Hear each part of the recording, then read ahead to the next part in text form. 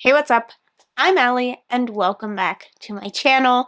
Today I have my wrap-up. The wrap-up is from April and March, so I am going to quickly talk about the books that I read in March. I didn't do a wrap-up because I had only read 3 things in March, 5 to talk about for April. As always, I will have timestamps listed down below for every title that I'm going to talk about, so feel free to skip to whatever title interests you. I tend to read from a variety of genres that don't really make a lot of sense together, so find what suits you. I am also kind of sick, so bear with me here. So as I said, I read 3 things in April, now 2 of which I have already talked pretty extensively about, but one of which I really need to talk to you all about is When the Reckoning Comes. This has been on my radar, and I was so happy to pick it up. This is a newer release to this year, and this is a horror book where a Black woman, she grew up kind of in this small town, and she was with a group of friends, and it was basically said that this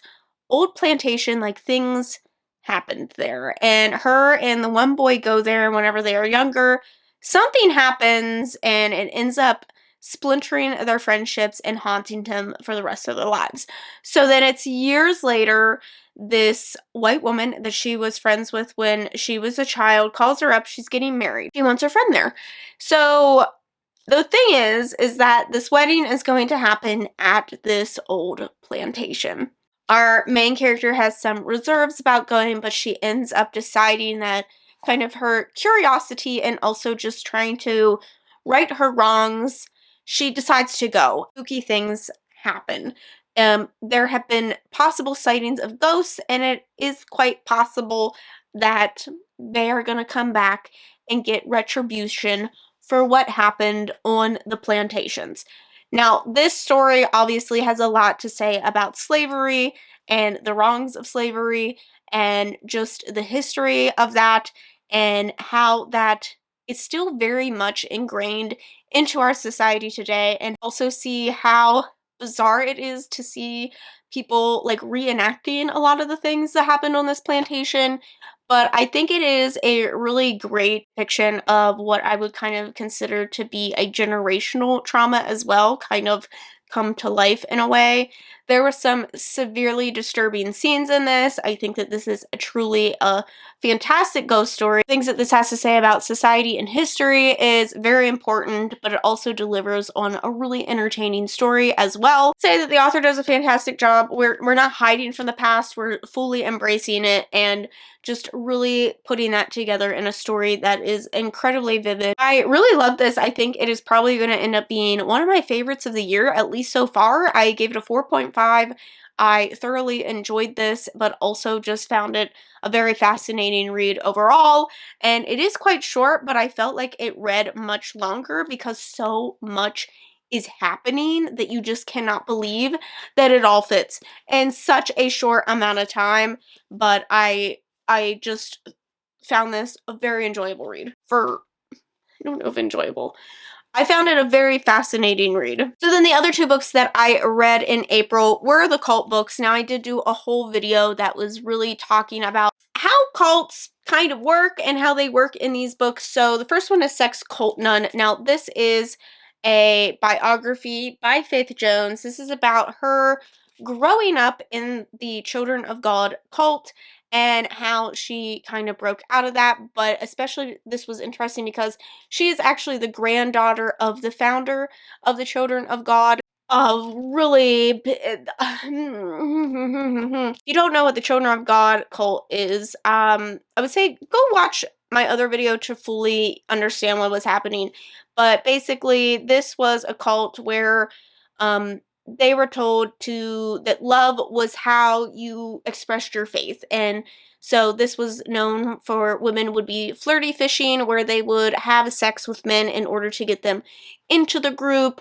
This was where everyone kind of slept with everyone, but also very much promoted pedophilia as well, and encouraged young children to have sex not only with each other but also with adults. While Faith, I feel like, got spared in a lot of places, I do think that she also had a very complicated relationship with the cult, given that she had grown up in it and had family members that were very significant within it. Definitely had to suffer through a lot of the sexual assault and abuse and child abuse and just all kinds of things. And it's weird to read it from her point of view because she starts off explaining a lot as she is a child and growing up in this, because she doesn't know that any of this is wrong.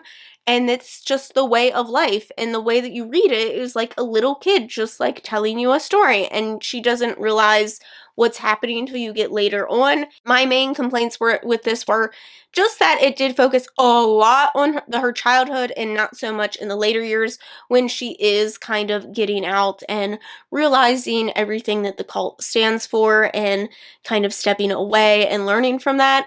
I would have loved to have seen more about that, especially since the subtext is breaking away from the children of God. There's a Netflix documentary on the children of God as well, and there's all kinds of YouTube videos and podcasts about it.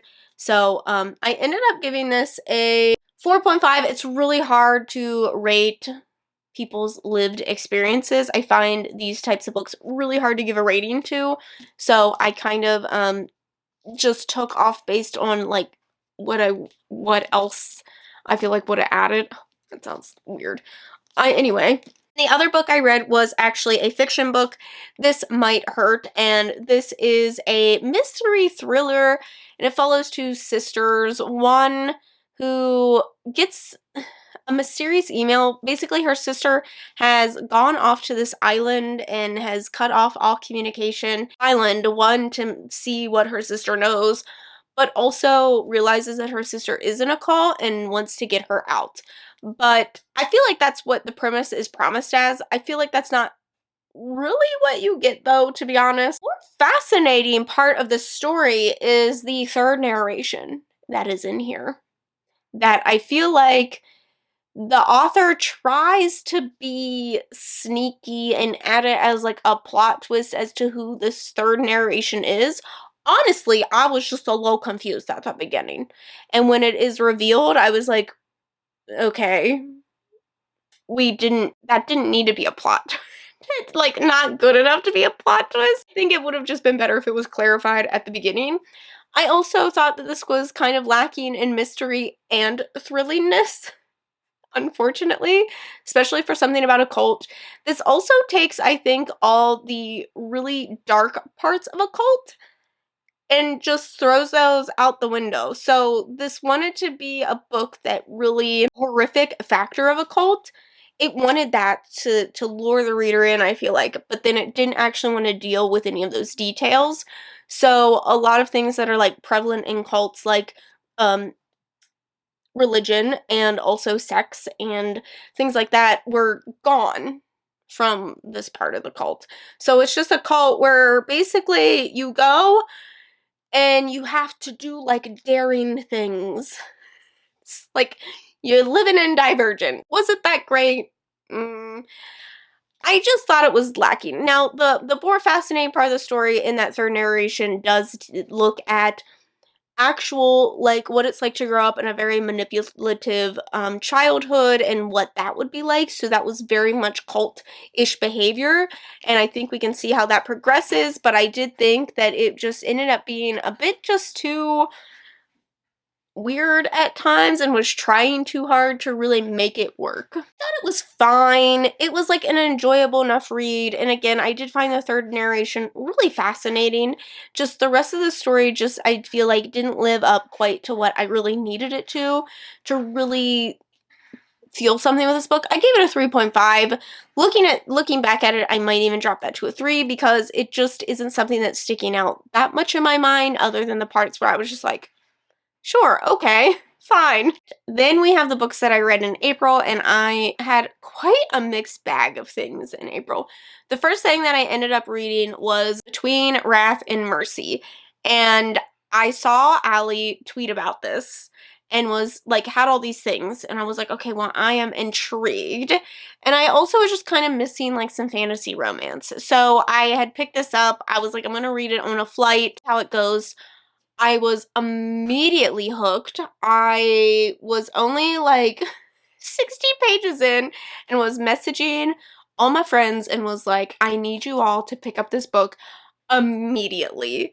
I fell in love with it. This book, I do believe, is self-published, but to be honest, it doesn't really read like it, and it honestly reads like Sarah J. Maas. Now, this is a adult romance fantasy where where did I even begin to explain? First of all, this book is extremely long and I did not realize it. It felt like it was 8 million pages long, but I also didn't ever want it to end. So I'm glad that there's going to be a sequel because I need it. I need it so bad. Like, I was just savoring every part of this book. This has twin sisters. We find out from the young age that basically the one sister is the chosen one in a way. She is supposed to be the one that is going to, like, bring the world together, stop a war, all this other stuff, and she has this special gift. Because of this, she is betrothed to the prince, and basically what ends up happening is that she is killed because of her powers. So it is years later. Our main character is now like in her late 20s or even 30s at this point. She's an adult now. She ends up having a daughter of her own and realizes immediately that her daughter has the same powers that her sister has and that she will be killed for them. So her and her husband end up moving out into like the middle of nowhere and hide her away. Or she realizes like she doesn't want to keep her locked in. She wants her to have a life. So she ends up agreeing to let her husband take her daughter to like the big city, but she, she has to stay in hiding. And she finds out that her daughter is kidnapped along the way. This means that she has to go ask for the help of the prince, who is now known as the Prince of Blood, and she has to go beg for his help, but she's not even sure he will help her because something has happened. They now hate each other. They haven't talked to each other since her twin has died, and things are not good. There's also, obviously at some point there was probably like some romance happening there. So yeah, I feel like I'm not explaining that well enough, but honestly, there is just so much that is happening because this world building is amazing. This political stuff that's happening, this war that we're building up to, I'm here for it. Like, I was here for every part. This doesn't shy away from the dark topics as well. So we follow her as she has to go hunt this down, but also we have this war going on. But there's also a lot of reasons, like, who even knew that her daughter existed and, like, how is she going to get her daughter back? There's also some other weird, non-explainable things happening. And, of course, like, she is fighting off these old feelings that she has and warring between hate and love. And oh my god, it's so good. It is so good. I love the characters so much. The characters are like a found family and I just love them. I love just the uniqueness of them all. They each feel like they have a voice. They each feel solid. Sometimes I feel like characters get kind of thrown in there and you kind of lose track of them, but all these characters feel solid and I fell in love with them all so very, very much, all their personalities, all their abilities. It's also beautiful, and I love hearing about all the different things. It's just enough detail to make you picture the world, be intrigued by the world, but it's not too much that you're like, all right, move on, get more stuff done. Like, come on. Come on. Now, I will say, the romance, there is, like, some tension and some build-up, and it's very back and forth. Like, it's a roller coaster. I'm gonna just say, the romance is a roller coaster, and then, like, things kind of subside, and then we can kind of, like, move forward, and things... There are times where I just wanted to tell the main character to, like, stop, and, like, please just get on with it, because she does kind of repeat herself a lot, but I found it a little bit realistic. It could have done some trimming on those parts within the story, but I didn't honestly mind it that much. The book did drag in some of the middle scenes because of this, because there is a lot of inner dialogue with what she is going to do and what's going to happen, but the last, like, 200 pages are a whirlwind. An absolute fucking whirlwind. Holy shit. And even though, like, I guessed a lot of the things that were going to happen just because, like, I was on that, I do think that there would be people who would be surprised by this, and even if not, it wasn't anything that I thought took away from the story. If anything, I was like, yeah, I got it. I got it. I'm good. So there's just so much. There's just so much. And the sex scenes are described, and they also don't use a lot of like weird words that just make you be like, wow, he's doing his wet with the wet and touching wet. So I really enjoyed this. It felt like really fresh. I loved reading from an adult perspective. Also, the fact that like she is a mother really makes me believe the reasons that she wants to go to war, and I loved reading from that. Like, give me more characters in fantasy that are mothers who will do anything for their children. I will read it. That's just so good. So I can't talk about this enough. And I'm pretty sure most of the people I've seen reading this so far have really enjoyed it. So, yeah, get on it. You're probably going to see me talk about this, like, everywhere for the rest of the year because I'm pretty sure at this point it is in my top favorites. I gave it a 5-star. It is the only 5-star that I've given this year. And, yeah, you're probably going to see me rave about it. I am going to buy a physical copy and annotate it because I'm probably going to reread it before the second one comes out because it was just so darn good. It was just so darn good. Next, I read Better Than the Movies, and this is a YA contemporary romance. Now, I have been saying for a while that I just haven't been vibing with YA contemporary romances. I think part of it is that I've read a lot of them. Don't know if I'm too old for them. So they're just not hitting me in the feels quite like they used to. I read this and it just gave me hope again that I could enjoy a genre that I once really loved and just haven't loved for a while. So I don't know if it's just because I took a really long break from reading them and kind of stepped back into this. Went into this pretty much not knowing anything about it, but it is about a girl. Her mother has died, and her mom had always watched rom-coms together. So now she's obsessed with rom-coms, and she thinks that her mom would kind of want like a rom-com life for her. Prom is coming up. It's senior year. Prom's coming up, and a boy that she had a crush on when she was younger has moved back into town. She wants to go to prom with him because he would be the perfect date for her. They are perfect for each other. He just doesn't know it yet, okay?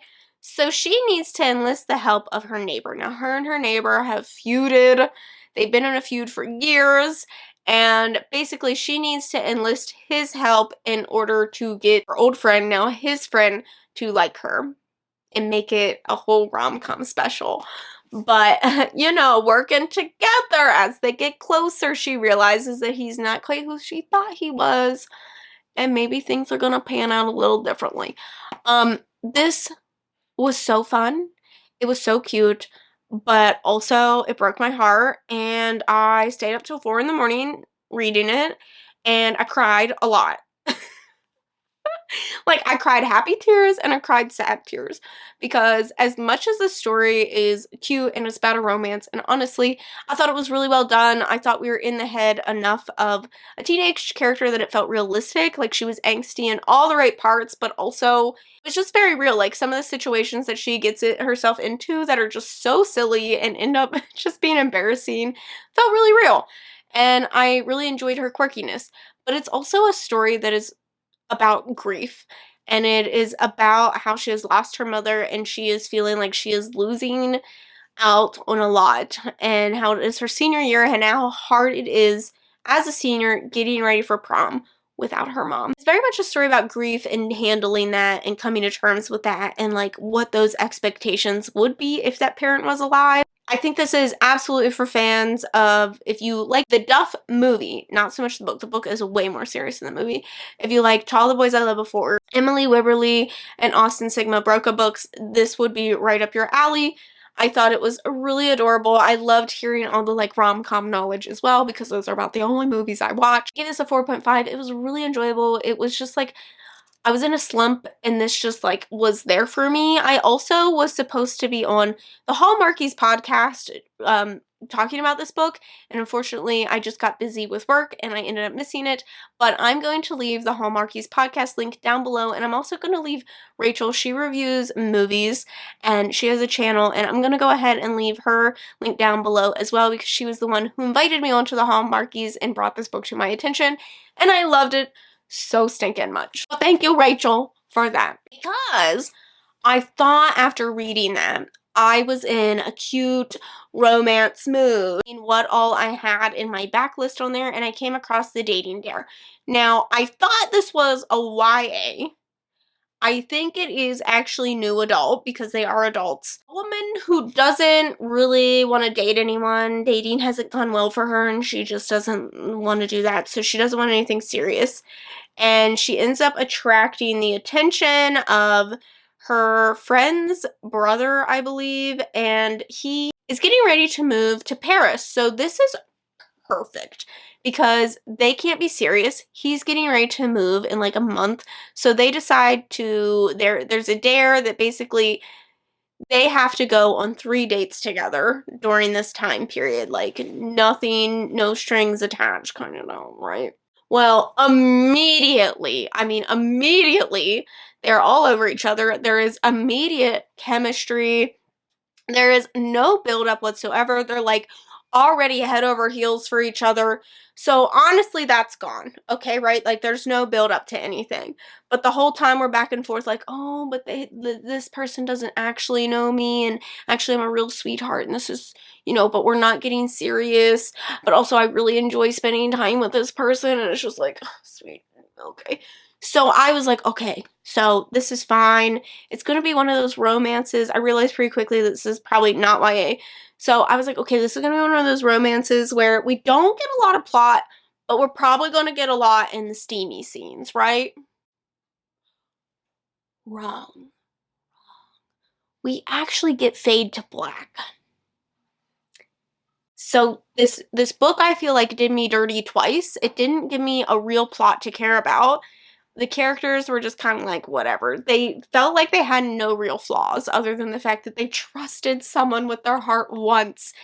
And what's weird is they both basically have the same plot line. They both gave up something that they loved for a relationship when they were in college. Literally the same story arc. They didn't seem like fun dates to me personally. What do I know? There's still like embarrassing moments, I guess, to make them feel more real. But then we get to like the steamy scenes and like kissing is allowed and we can talk about things that we're going to do. But when it comes time to doing them, we're not going to tell you any details about it at all. None. But I was already halfway through. I was like, maybe something will happen. I'll power through it. The writing, like, overall is fine.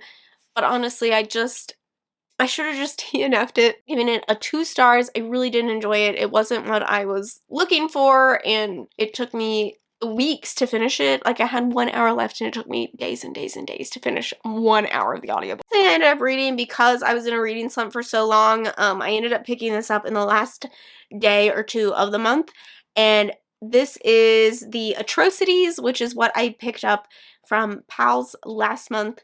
And it is just a spooky novella, and let me tell you, I did not know what to expect. First of all, I picked this up. This was 100% a cover buy. Okay, it's a cover buy. I love the spooky vibes, and I should have known.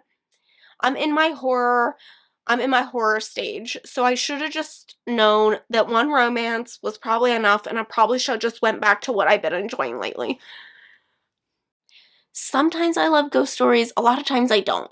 Especially when I found out this is about a teacher who is going to an estate to teach a ghost.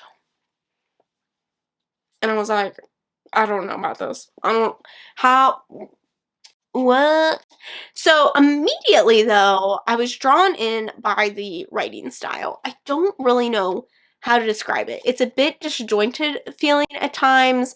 It describes some things overly detailed, but then it leaves other things vague. So a little bit of mystery. It kind of reminds me a bit of like Shirley Jackson, except for like it actually makes sense. So I was really intrigued by this writing style. It felt a little too sophisticated for me at times, but I got through it and I really, really loved this. The imagery of just the gross things happening in this estate is just horrifying. Like, it is so vividly depicted. The author just had such a way of just really describing these things that I was actually scared I was gonna have nightmares. Not from like the story itself, although the story is fucking wild. Not even just from the story itself, I feel like you could read the story multiple times and get a few different meanings out of it. But because the depictions are so vivid and creepy, like, the things that this author had to imagine to get these things, I'm concerned. I am concerned. But we're greeted immediately with our poor teacher is walking through this hedge maze, and there's all these severely creepy shoes that have been, like, some of them have been cut up, some of them are, like, their eyes, they're, like, ripping out their eyes, like, really creepy stuff. And then we get to the estate and we realize, you know, this is a pretty eccentric bunch living in this house. There's not very many people living in the house, which is probably like the first red flag. We find out that the father is basically like some sort of artist, and the art in the home is bizarre. And we're not too sure if the little girl who is supposedly the ghost, if she is real or not. And then some weird shit starts happening. The other part that is extra creepy, that does get a little confusing at times, it is what makes it feel a bit disjointed, is that our main character, the teacher, also is kind of suffering from some nightmares of her own and trying to distinguish from what's real and what's not, and she struggles with that.